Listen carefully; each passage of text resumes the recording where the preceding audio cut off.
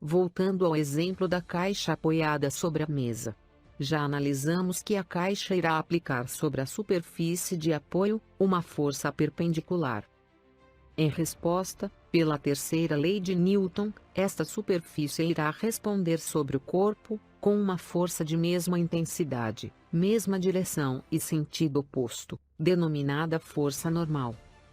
É essa força normal que irá impedir a queda da caixa em direção ao solo, devido à ação da força-peso.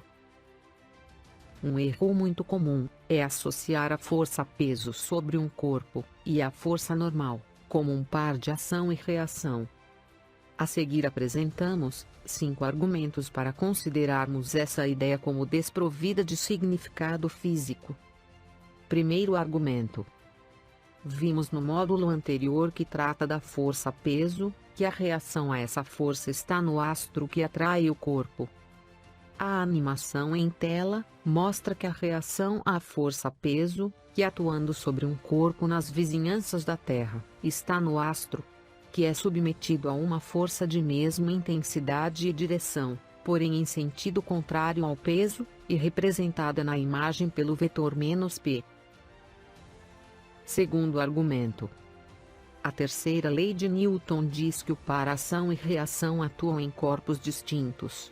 E tanto o peso como a força normal atuam no mesmo corpo. Sendo assim, essas forças não constituem um par ação e reação. Terceiro argumento. Vimos na videoaula que trata da terceira lei de Newton que os pares de ação e reação são sempre de mesma natureza. No caso da força peso e normal, sabemos que enquanto o peso é uma força de natureza gravitacional e portanto à distância, a força normal é de contato, ou seja, de natureza eletromagnética, invalidando a possibilidade de essas forças formarem um par ação e reação. Quarto argumento. A terceira lei de Newton diz que as forças que formam o par ação e reação possuem a mesma direção, mesma intensidade, sentidos opostos e atuando em corpos distintos. Vemos na animação em tela, que enquanto a força-peso é radial, dirigida aproximadamente ao centro da Terra, a força normal é perpendicular à superfície de apoio. Observe que as direções dessas forças formam entre si um ângulo alfa, exatamente idêntico à inclinação do plano de apoio. Esta observação não está em acordo com a terceira lei de Newton, já que elas deveriam estar em uma mesma direção para atenderem a um dos requisitos dessa lei. Portanto, este argumento invalida a possibilidade das forças peso e normal formarem um par de ação e reação. Analisaremos em detalhe a força normal em planos inclinados mais à frente, ainda nesse módulo. Quinto argumento. As intensidades das forças normal e peso podem ser diferentes, como no caso do plano inclinado. Vemos na animação que a intensidade da força normal é menor que a da força-peso. Ela é igual ao produto da intensidade da força-peso, pelo cosseno do ângulo de inclinação do plano, ou seja, a intensidade da força normal é igual à componente do módulo do peso, no eixo da ordenada. Reafirmamos que a análise mais detalhada sobre força normal em planos inclinados será apresentada na quarta videoaula desse módulo.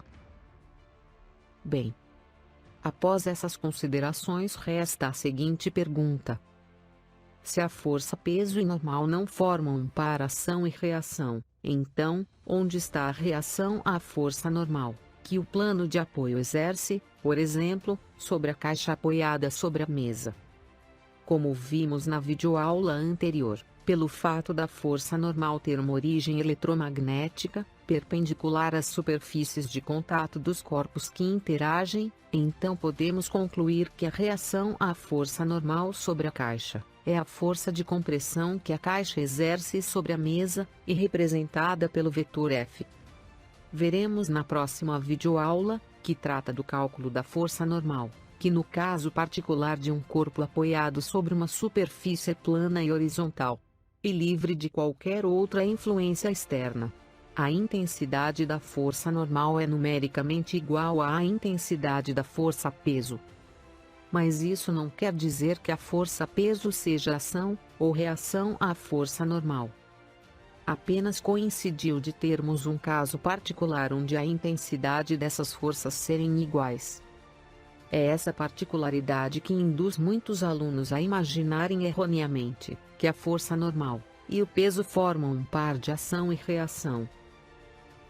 Espero você na próxima videoaula, onde iniciaremos o aprendizado do cálculo da força normal. Para acessar todas as videoaulas do módulo, clique no link da playlist, no canto superior direito de sua tela, ou logo abaixo na descrição. Se gostou do canal, inscreva-se, dê o seu like. Acione o sininho para ser notificado assim que for publicado novas videoaulas, e participe com seus comentários e sugestões. Até breve.